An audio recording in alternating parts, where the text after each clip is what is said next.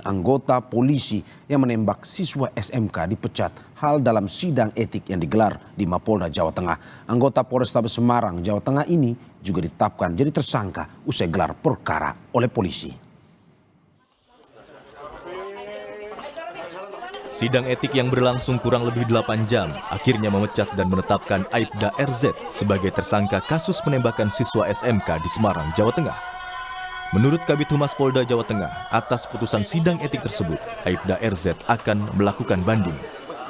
Dan putusannya adalah Aibda R selaku terduga pelanggar ini mendapat putusan PPDH, yaitu pemberhentian tidak dengan hormat. Untuk tadi disampaikan beliau akan banding. Jadi untuk banding beliau diberi kesempatan 3 hari untuk mengajukan kepada ketua sidang. Demikian. Yang bersangkutan ini yaitu contoh saya melakukan perbuatan tercela, yaitu perbuatan melakukan penembakan terhadap sekelompok orang yang lewat atau kelompok anak yang sedang menggunakan sepeda motor tersebut. Sementara itu, kuasa hukum korban Zainal Abidin menyebut pihaknya mendesak Kapolri segera mencopot Kombes Irwan Anwar sebagai Kapolrestabes Semarang. Menurut Zainal, dengan dicopotnya dari Kapolrestabes, Polri dapat melakukan langkah investigasi dan evaluasi terhadap kasus penembakan tersebut. Kapolri itu harus mencopot dia. Ketika sudah tidak di situ, maka pemeriksaannya akan lebih fair. Kapolda Jawa Tengah, Pak Irjen Ribut, menurut saya orangnya masih baik ya. Ini segera naikkan R itu yang pelaku penembakan 3 orang siswa itu untuk jadikan tersangka. Jangan terlalu lama, jangan molor-molor. Kapolrestabes ketika dengar pendapat dengan Komisi 3 juga siap dievaluasi, harus dievaluasi betul. Selain kasus polisi tembak pelajar yang melibatkan anak buahnya, nama Kombes Irwan Anwar sebelumnya sempat menjadi sorotan. Sebelum menjabat Kapolrestabes Semarang, Irwan Anwar bertugas sebagai Dirreskrimsus Polda Sumatera Utara pada tahun 2020 dan analis kebijakan Madya Bidang Pidana Siber Bareskrim Polri pada 2018 silam. Beberapa sorotan atau kontroversi yang dilakukan Irwan Anwar adalah saat diperiksa penyidik atas kasus dugaan pemerasan yang dilakukan Firly Bahuri, Ketua KPK saat itu, terhadap Menteri Pertanian saat itu, Syahrul Yassin Limpo. Irwan Anwar yang diketahui menikah dengan keponakan SYL ini diduga menyerahkan sejumlah uang kepada pimpinan KPK atas kasus di Kementerian Pertanian. Namun Irwan membantahnya. Selain menikah dengan keponakan SYL, Irwan Anwar juga diketahui pernah menjadi bawahan Firly Bahuri saat menjabat Kapolda NTB pada 2017 silam. Selain itu, Irwan juga diduga meminta sejumlah rektor di Jawa Tengah untuk memberikan video testimoni apresiasi pemerintahan Jokowi Ma'ruf kala itu. Merespons kasus polisi tembak pelajar di Semarang, Jawa Tengah, Kadif Humas Polri Irjen Sandi Nugroho mengatakan Polri memastikan akan memberi hukuman pada anggotanya jika memang terbukti. Ya, jadi mohon waktu, hasilnya belum bisa disampaikan karena masih dalam proses. Mudah-mudahan segera bisa tuntas masalahnya dan ini menjadi komitmen Bapak Kapolri. Seperti itu disampaikan pada satu rilis yang sebelumnya bahwa Bapak Kapolri akan memberikan kepastian hukum kepada anggota yang bersalah akan ditindak secara prosedural. Sesuai dengan fakta-fakta yang ada, tentunya aparat akan memberikan putusan sesuai dengan apa yang dikatakan oleh pelaku yang. Pada kasus yang terjadi akhir November 2024 ini, awalnya Kapolrestabes Semarang menyebut polisi menembak karena mencoba melerai tawuran.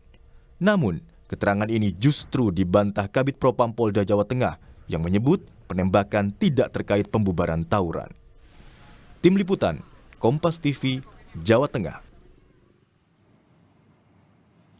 Bagaimana kelanjutan penanganan kasus penembakan siswa SMK di Semarang? Kita telah terhubung bersama kuasa hukum korban, Zainal Petir. Selamat pagi, Bang Zainal. Selamat pagi. Terima kasih Bang sudah bergabung di Kompas TV pagi ini. Alhamdulillah sehat-sehat, Gi. Ya, Bang, ini Aibda Robi dipecat dan saat ini sudah jadi tersangka dalam kasus penembakan ini. Tanggapan keluarga seperti apa, Bang?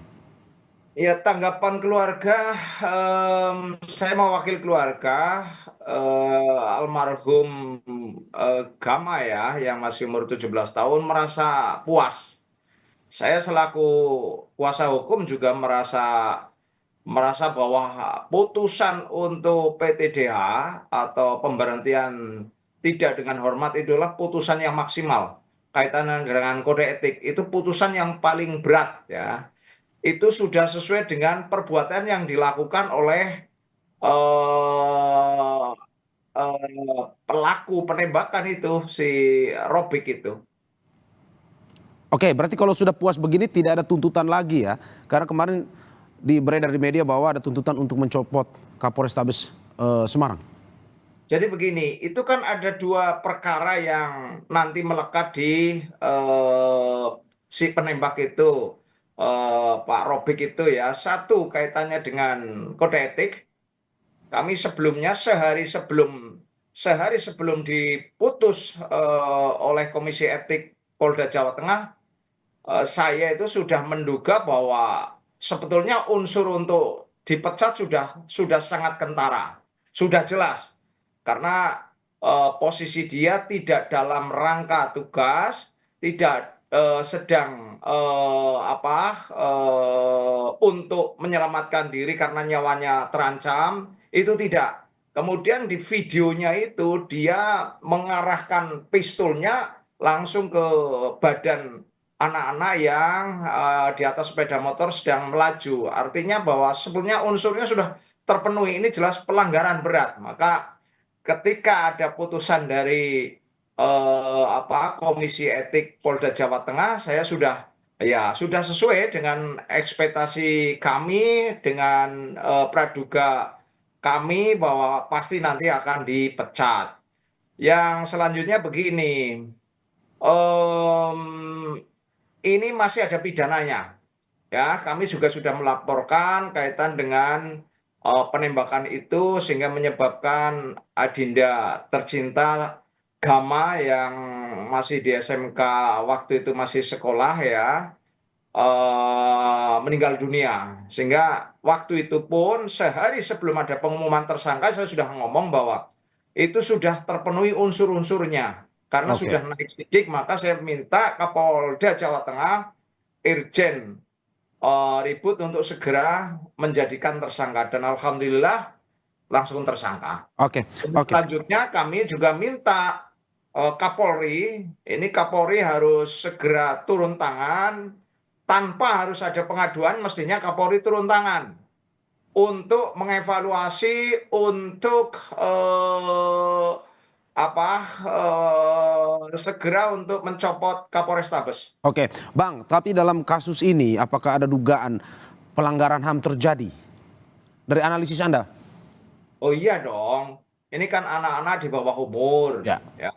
Dia melakukan penembakan secara sewenang-wenang. Putusannya kan seperti itu. Jadi putusannya itu berdasarkan dari waktu putusan kan saya Zainal Petir selaku kuasa hukum diperbolehkan untuk mendengarkan. Putusannya itu ada konsideran bahwa dia melakukan tindakan yang sewenang-wenang terhadap anak di bawah umur. Anak di bawah umur, perbuatan yang sewenang-wenang kan berarti pelanggaran hak asasi manusia untuk hidup. Pasti pelanggaran HAM itu. Oke, Bang, saya Nah, ada ya. 3 versi yang saya catat. Ini terkait dengan penembakan dalam kasus ini. Pertama, klaim Kapolrestabes Semarang yang mengatakan bahwa ini ada tawuran. Terus yang kedua, Propam Polda Jateng yang mengatakan bahwa ini karena dipepet. Ada juga yang terakhir terkait dengan saksi ini mengatakan bahwa tidak ada apa-apa, langsung ditodong dan ditembak. Dari klaim keluarga sendiri seperti apa ceritanya? Ya kalau keluarga sangat kecewa dengan statement-statement Kapolrestabes Semarang, maka keluarga minta supaya Kapolrestabes dicopot ya. Kapolri segera melakukan tindakan supaya masyarakat publik ini kan sudah menjadi kepentingan publik supaya publik itu lego ya. Sekarang kan masih istilahnya masih kecewa karena atas tindakan Kapolrestabes yang mengatakan bahwa Robik melakukan penembakan karena untuk membela diri ketika membubarkan nyawanya supaya tidak terancam, padahal Oke. tidak terbukti. Nah, makanya ini artinya Kapolrestabes Semarang itu tidak profesional. Oke, kita bicara lanjutan dari kasus hukum ini, Pak. Ini bukti apa saja yang sudah dipersiapkan oleh keluarga korban untuk membawa kasus ini ke persidangan, Pak?